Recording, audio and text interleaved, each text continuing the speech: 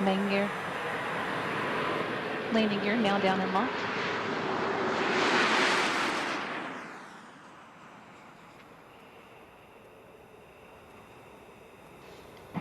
Main gear touchdown. Pilot Jim Dutton now deploying the drag chute.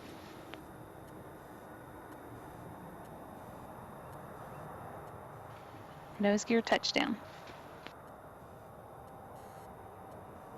That brings an end to the STS-131 mission, the 131st Space Shuttle flight, and the 33rd to the International Space Station.